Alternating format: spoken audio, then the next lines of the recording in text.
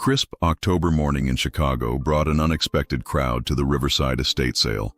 Among the curious buyers browsing through decades of accumulated treasures, antique dealer Sophia Martinez moved with practiced efficiency. Her trained eye quickly separated valuable pieces from mere clutter as she navigated through the sprawling Tudor-style mansion. The Williamson family had lived in this house for nearly a century before the last heir, elderly Margaret Williamson, passed away without children. Now strangers rifled through their personal belongings, each item tagged with a price that reduced a lifetime of memories to mere dollars and cents. In the mansion's wood-paneled library, Sophia discovered a collection of framed photographs arranged on an antique mahogany desk. Most were typical family portraits from various decades, graduation photos, wedding pictures, holiday gatherings. But one particular frame caught her attention, its ornate silver border tarnished with age. The photograph, clearly from the 1920s based on the clothing and photographic style, showed a young couple posed in what appeared to be their living room. The man wore a three-piece suit with a pocket watch chain, his hair slicked back in the fashion of the era. The woman, dressed in a drop-waist dress typical of the flapper period, sat gracefully beside him, a gentle smile playing on her lips. Between them, cradled in the woman's arms, was an infant who couldn't have been more than 6 months old. The baby wore a long christening gown of delicate white lace, the kind wealthy families commissioned for special occasions. At first glance, the portrait embodied the prosperity and happiness of the Roaring Twenties. A successful couple with their precious child, posed in their comfortable home. The lighting was professional, suggesting this was a formal portrait session rather than a casual family snapshot. But as Sophia examined the photograph more closely, something about the baby's expression made her pause. While the parents smiled warmly at the camera, radiating contentment and pride, the infant's eyes held something entirely different. Even at such a young age, there was an unmistakable intensity in that tiny face. Not the blank, innocent gaze typical of babies, but something that seemed almost aware, almost fearful. Sophia purchased the photograph for $25, unable to shake the feeling that those small eyes were trying to tell her something important. Back in her antique shop in Lincoln Park, Sophia carefully removed the photograph from its frame to examine it more thoroughly. Her years of experience had taught her that the most valuable information about old photographs often lay hidden on the back. Photographers' stamps, dates, names, or notes that provided crucial context. The back of the photograph revealed exactly what she had hoped to find. An embossed stamp reading Henryk Kowalski Photography Studio, Chicago, Illinois, along with a date written in elegant script, October 15, 1920. Below that, in different handwriting, were 3 names: Robert, Catherine, and baby Thomas Williamson. Sophia's pulse quickened. She recognized the Kowalski name. Henryk Kowalski had been one of Chicago's most prestigious portrait photographers during the 1920s, known for capturing the wealthy elite of the city. His work was highly sought after by collectors, but more importantly, Kowalski had been famous for his meticulous record-keeping. If his studio archives still existed, they might contain valuable information about this particular session. She spent the next 2 hours searching online databases and historical records. What she discovered made the photograph even more intriguing. Robert Williamson had been a successful banker in 1920, part of Chicago's financial elite. Catherine Williamson, née Hartford, came from old money. Her family had made their fortune in railroad investments during the late 1800s. But it was information about baby Thomas that stopped Sophia cold. According to a Chicago Tribune obituary she found in the newspaper archives, Thomas Williamson had died in November 1920, just 1 month after this photograph was taken. The cause of death was listed as sudden infant death syndrome, though the medical understanding of SIDS in 1920 was primitive at best. Sophia stared at the photograph again, focusing on the baby's eyes. Now that she knew Thomas would be dead within weeks of this portrait being taken, his expression seemed even more haunting. Was it possible that somehow, in that mysterious way that sometimes occurred with old photographs, the camera had captured something that the human eye couldn't see? She reached for her phone to call Dr. Elizabeth Chen, a photography historian at Northwestern University who specialized in early 20th century portraiture. If anyone could help her understand the technical aspects of what she was seeing, it would be Dr. Chen. "I have a 1920 Kowalski portrait that's unusual," Sophia explained. "The baby's expression doesn't match the parents' mood at all. It's almost as if the child is seeing something the adults can't. "Bring it in tomorrow morning," Dr. Chen replied, her voice immediately interested. Kowalski was known for capturing things other photographers missed. His portraits often revealed more than his subjects intended to show. Dr. Elizabeth Chen's office at Northwestern University resembled a museum of photographic history. Vintage cameras from different eras lined the shelves, and the walls displayed examples of significant portrait photography spanning nearly 2 centuries. When Sophia arrived the following morning, Dr. Chen was already preparing her examination equipment. "Henryk Kowalski," Dr. Chen mused as she carefully placed the photograph under her specialized lighting. He was an interesting figure in Chicago's photography scene. Emigrated from Poland in 1910, built a reputation for portraits that seemed to capture people's inner essence rather than just their appearance. Through her magnifying equipment, Dr. Chen studied every detail of the image. The technical quality is exceptional, even by Kowalski's standards. Look at the depth of field, the way he's captured the texture of the mother's dress, the intricate details of the baby's christening gown. Sophia watched as Dr. Chen focused intently on the baby's face. "What's unusual about the infant's expression?" "Several things. First, babies this young, probably 4 to 6 months old, typically have very limited facial expressions. They might smile reflexively, cry, or sleep. But this child appears to be focusing on something specific outside the camera's range." Dr. Chen adjusted her equipment to get a clearer view. "Look at the direction of his gaze. He's not looking at his parents, not at the photographer, but towards something to the left of the camera setup. Could it be a sound that caught his attention? Possibly. But notice his facial expression. This isn't curiosity or startled response. If I had to describe it, I'd say it looks like wariness, even fear." Dr. Chen continued her examination, paying special attention to the lighting and shadows in the photograph. "There's something else interesting here.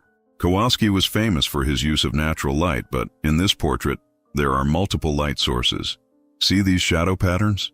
They suggest there was strong lighting coming from that same direction the baby is looking toward. What kind of lighting? Hard to say definitively, but it's not consistent with the soft, natural light Kowalski typically preferred. It's almost as if something bright, perhaps reflected light or an additional lamp, was positioned in that area during the shoot." Dr. Chen leaned back in her chair, removing her glasses in a gesture Sophia was beginning to recognize as significant. "Sophia, in my experience, when babies this young show such a specific focused expression, they're usually reacting to something immediate in their environment. The question is, what was in that room that we can't see in the photograph? The baby died a month later," Sophia revealed quietly. "Sudden infant death syndrome, according to the records." Dr. Chen's expression grew more serious. "That changes things. In 1920, SIDS wasn't well understood, and many infant deaths that might have had other causes were attributed to it. Combined with this child's expression," she paused, studying the photograph again. "I think we need to research this family more thoroughly." Sophia spent the following days immersed in research at the Chicago History Museum. The Williamson family records painted a picture of typical wealthy Chicagoans of the 1920s. Charity events, business dealings, society page mentions. But as she dug deeper into newspaper archives and public records, a more complex story began to emerge. Robert Williamson, she discovered, had not been merely a banker. He had been involved in several controversial financial deals during 1919 and 1920, including investments that were later investigated for fraud. While never formally charged, his name had appeared in connection with schemes that had cost several families their life savings. More troubling were the personal details she uncovered. Catherine Williamson had been hospitalized twice during 1920 for what the medical records euphemistically called nervous exhaustion, a common diagnosis for women suffering from what would now be recognized as severe depression or anxiety.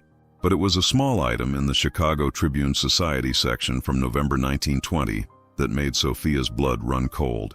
Following the tragic loss of their infant son Thomas, Mr. and Mrs. Robert Williamson have announced their intention to travel abroad indefinitely. Mrs. Williamson's physician has recommended a change of climate for her health. Sophia found more clues in the Cook County property records. The Williamsons had sold their house on North Lake Shore Drive in December 1920, just 2 months after the portrait was taken and 1 month after baby Thomas's death. The sale was handled quickly and quietly, with the house selling for significantly less than its assessed value. At the Chicago Public Library's genealogy section, Sophia discovered something even more disturbing. Thomas Williamson had not been the couple's first child to die young. Catherine had given birth to a daughter, Mary, in 1918. According to the death certificate, Mary had died at 8 months old, also attributed to sudden infant death syndrome. 2 babies, both dead before their first birthdays, both deaths attributed to the same mysterious cause that doctors in 1920 barely understood. Sophia stared at the photograph again, focusing on baby Thomas's worried expression. Had this child somehow sensed that he was in danger? Her research led her to one more crucial discovery. The Williamsons' house on North Lakeshore Drive was still standing. It had been converted into luxury condominiums in the 1980s, but the building's original structure remained largely intact. The current owner of what had been the Williamsons' unit was Dr. Amanda Foster, a pediatrician who had purchased the condo specifically because of its historical significance. Sophia called Dr. Foster, explaining her research into the photograph and the Williamson family's tragic history. "I'd love to see where this portrait was taken," Sophia said. "Sometimes seeing the actual space can provide clues about what was happening when a photograph was made." "Of course," Dr. Foster replied, "though I should warn you, there are some unusual things about this apartment that might interest you, given what you're investigating." Amanda Foster's condominium occupied the entire 3rd floor of the elegant limestone building on North Lake Shore Drive. As she led Sophia through the renovated space, it was easy to imagine how it had looked in 1920. Spacious rooms with high ceilings, large windows overlooking Lake Michigan, the kind of home that proclaimed its owner's success and social standing. "The living room where your photograph was likely taken is through here," Dr. Foster said, guiding Sophia into a beautifully appointed room with original hardwood floors and restored crown molding. "I've tried to maintain the historical character while updating it for modern living." Sophia pulled out the photograph, comparing it to the current space. Despite the modern furniture and updated lighting, she could recognize the room's basic structure, the placement of windows, the architectural details, even the general positioning where the Williamsons would have posed for their portrait. "When I bought this place 15 years ago, I researched its history," Dr. Foster continued. "The Williamson story was part of what drew me to it, actually. As a pediatrician, I was intrigued by the mystery of their children's deaths." "Mystery?" Dr. Foster gestured for Sophia to sit down, her expression growing serious. "I've seen thousands of cases of infant mortality in my career, and while SIDS does occur, 2 cases in the same family within 2 years is extremely unusual. Modern medicine would have investigated much more thoroughly." She walked to a bookshelf and retrieved a folder. "After I moved in, I found some things the previous owners had left behind. Documents, photographs, even some personal items that had been stored in the basement for decades." Sophia's heart raced as Dr. Foster opened the folder. Inside were several items that clearly dated to the Williamson era: household bills, personal correspondence, and, most remarkably, a letter from Catherine Williamson to her sister, dated November 20th, 1920, just 5 days after baby Thomas's death. "May I?" Sophia asked, reaching for the letter. The handwriting was shaky, clearly written by someone under extreme emotional distress. "Dearest Margaret, I cannot bear to stay in this house another day. Thomas is gone, just like Mary, and I know in my heart that Robert—" I cannot write the words, but you know what I suspect. "The doctor says it was the same condition that took Mary, but I have seen how Robert looks at the children when he thinks no one is watching. There is something cold in his eyes, something that frightens me. I found the bottle of laudanum hidden in his study, far more than any person would need for occasional pain.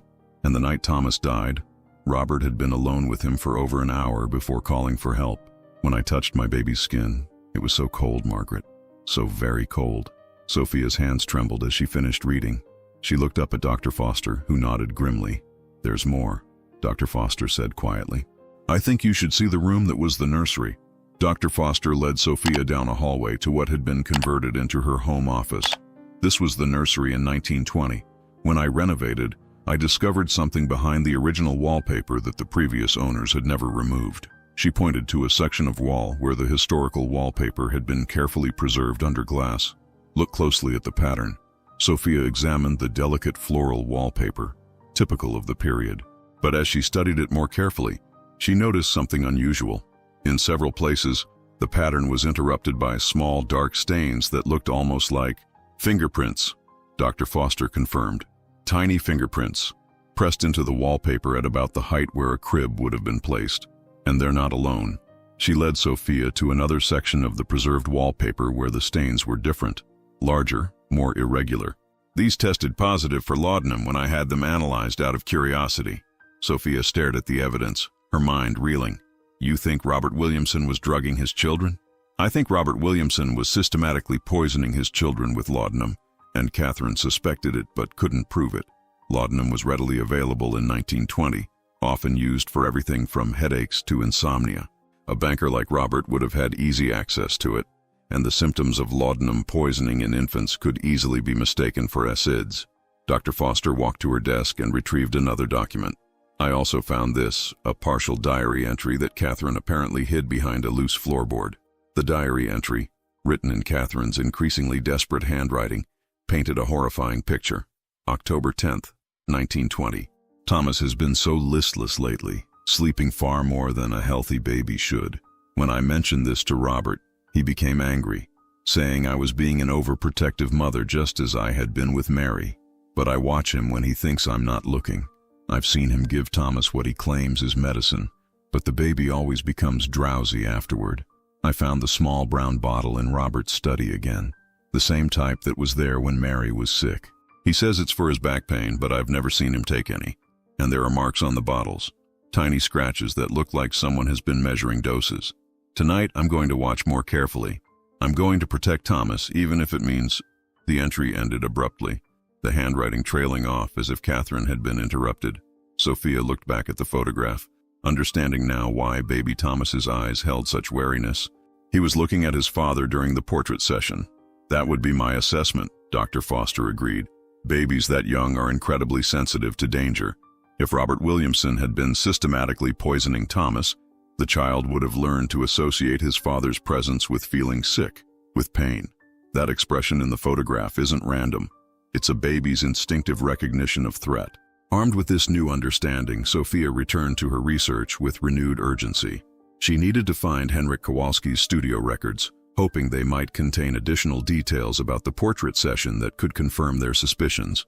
After several phone calls and emails, she discovered that Kowalski's archives had been donated to the Chicago Photography Archives at Columbia College after his death in 1965. The archivist, Dr. Marcus Webb, agreed to meet with Sophia to examine any records related to the Williamson portrait. Kowalski was incredibly detailed in his record-keeping, Dr. Webb explained as they descended into the climate-controlled basement where the archives were stored. He documented not just the technical aspects of each shoot, but often included personal observations about his subjects. They located the 1920 ledger, and Dr. Webb carefully turned to the October entries. There, in Kowalski's precise handwriting, was the entry for October 15, 1920. Mr. and Mrs. Robert Williamson, with infant son Thomas. Commission, formal family portrait for holiday cards. Payment, $50 in advance. Technical notes, natural lighting from east windows, supplemented with reflector. Mrs. Williamson very nervous throughout session, frequently checking on baby. Mr. Williamson impatient, wanted to complete session quickly.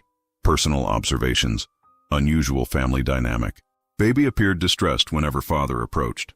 Mrs. W. very protective, would not allow husband to hold child during poses. Infant healthy appearing but seemed unusually alert, shocked, wary for age. Recommended they reschedule when baby more settled, but Mr. W. insisted on proceeding. Final note. During final exposures, baby became agitated when father moved closer for group pose. Expression captured shows infant's clear distress. Mrs. W. requested I not include certain poses in final selection. Sophia felt a chill run down her spine. Even the photographer had noticed the strange family dynamics and baby Thomas's fear of his father. But there was more. Dr. Webb found a folder of correspondence related to the Williamson session. Inside was a letter from Catherine Williamson to Kowalski, dated November 25, 1920, 10 days after Thomas's death. Dear Mr. Kowalski, I am writing to request all photographs and negatives from our October session. My husband has asked me to retrieve them due to our son's recent passing. However, I must ask you a personal favor. If you observed anything unusual during our session, anything that concerned you about my family's welfare, please document it and keep those records safe. I fear there may come a time when such observations become important. I am enclosing payment for an additional set of prints to be held in your personal files. Please do not mention this to my husband. Sincerely, Mrs. Catherine Williamson, P.S. My baby's eyes in that final photograph. You captured something important. Please preserve it. Sophia realized that what she had uncovered was potentially evidence of century-old murders. Despite the passage of time, she felt a moral obligation to document her findings properly.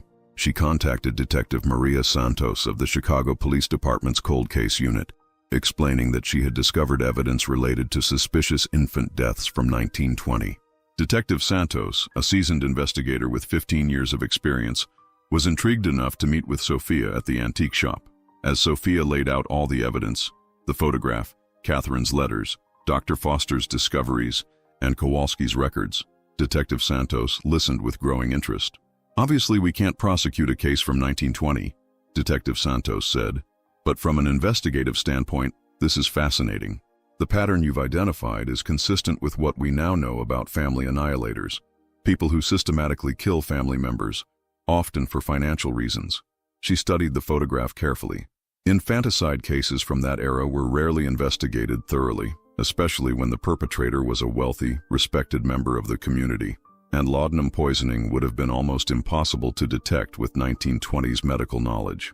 Detective Santos pulled out her laptop and began searching modern databases. Let me see what I can find about Robert Williamson's later life. After several minutes of searching, she found records that made the case even more compelling. Robert Williamson remarried in 1925 to a wealthy widow named Helen Morrison. She had 2 young children from her previous marriage, a son and a daughter. Sophia's heart sank, sensing what was coming next. Both children died within 2 years of the marriage. The son in 1926, age 6, attributed to pneumonia. The daughter in 1927, age 4, from what was called wasting sickness. Helen Morrison Williamson died in 1928, apparently from grief and declining health. He did it again, Sophia whispered. It certainly appears that way. By 1930, Robert Williamson had inherited substantial wealth from his second wife and had moved to California, where he lived comfortably until his death in 1954. Never remarried, no more children. Detective Santos closed her laptop. What you've uncovered here is evidence of a serial killer who used his social position and the medical limitations of his era to murder multiple family members, probably for financial gain. Robert Williamson eliminated his own children and stepchildren and likely contributed to his wife's deaths through psychological abuse. She looked at the photograph again, focusing on baby Thomas's fearful expression. This child knew he was in danger.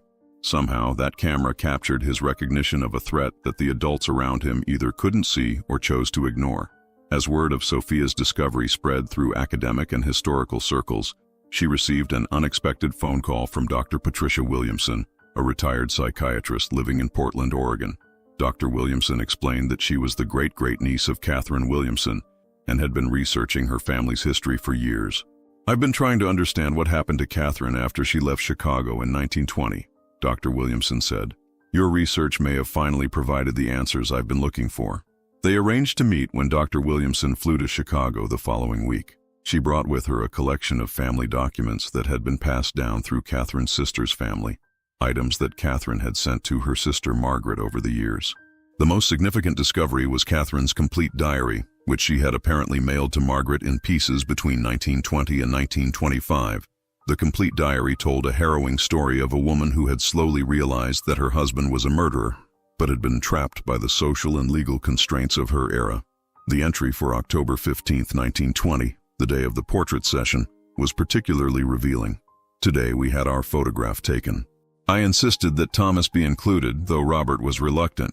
He said the baby would spoil the formal nature of the portrait, but I wanted a record of our family while Thomas is still with us. I have such fears about his health lately. During the session, I watched Robert's face when he looked at Thomas. The same expression I remember from when Mary was sick, a kind of cold calculation, as if he were studying a problem to be solved rather than looking at his own child. The photographer, Mr. Kowalski, was very kind and patient. He seemed to notice that Thomas became upset whenever Robert came near. When I asked him to take several poses with just Thomas and myself, Robert became angry, but Mr. Kowalski supported my request. I pray that Thomas will grow stronger, but I fear I fear that Robert sees our children as obstacles to something he wants more. I found papers in his study related to life insurance policies, and there are financial documents I don't understand. Sometimes I catch him looking at me with the same cold expression he gives the children. The diary continued through the weeks following Thomas's death, documenting Catherine's growing certainty that Robert had murdered their son. November 20th, 1920.